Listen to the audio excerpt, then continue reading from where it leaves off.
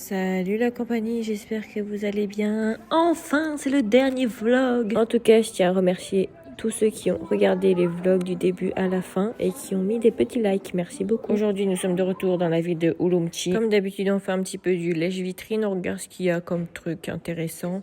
Car nous avons notre avion le soir. En vrai, on peut pas acheter trop de trucs parce que les valises sont déjà pleines. On a quand même acheté quelques trucs qu'on a fait livrer chez nous, qu'on aura 3-4 jours après. Sinon, mon avis sur le voyage, je sais pas si ça vous intéresse, mais je vais le dire quand même. Alors, c'était un très très beau voyage. Je pense revenir dans le Xinjiang en été ou printemps pour voir la différence de paysage. Le seul point négatif, c'est que y a beaucoup de temps de voiture. Ça, on peut rien y faire. Les points positifs, c'est la bouffe, bien sûr, et les paysages, la qualité de l'air. Enfin, vraiment, c'est pas du tout comme en ville en Chine. Bien sûr, les villes en Chine, c'est pas tous les jours pollué, mais il y a quand même une différence. Ça fait plus de 10 ans que je suis en Chine et en vrai, j'ai pas vraiment voyagé dans beaucoup de villes. J'en ai fait quelques-unes, bien sûr, mais pas énormément. Et je dirais que Xinjiang, je mettrais un bon 8 sur 10. Je sais pas si ça vous fait la même sensation, mais j'aime bien voyager.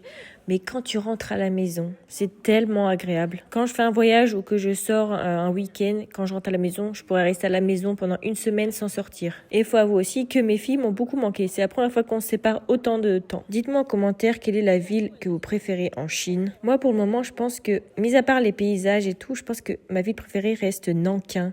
C'est vraiment la première ville, on va dire, où j'ai vécu en Chine, vous voyez, donc il y a vraiment un rapport sentimental. C'est là où j'ai commencé à faire mes études, à travailler un petit peu, à rencontrer mon mari, vraiment à être indépendante à 100%. Et il faut savoir que Nankin, c'est une ville remplie d'histoire. Il y a énormément de choses à faire. Et je sais pas si vous savez, mais à la base, Nankin, c'est la première capitale de la Chine, qui est maintenant Pékin, mais à la base, c'était Nankin. Enfin bref, on s'éloigne un peu du sujet. Bref, regardez cette magnifique robe. J'ai acheté exactement la même. On sent le chapeau et l'écharpe. Mais pour cet été, ça va être magnifique. Aussi, un espèce de lapin en paille. Mon mari a craqué, il en a acheté un. Alors, je sais pas, on va le mettre, mais bon. Sinon, je tiens à vous remercier encore une fois d'avoir regardé les vlogs. N'hésitez pas à vous abonner, à liker, à partager. Dites-moi s'il y a du contenu que vous aimeriez bien voir ou si vous avez des questions par rapport à la Chine pour étudier, travailler, trouver un logement, etc. N'hésitez pas. Bye bye!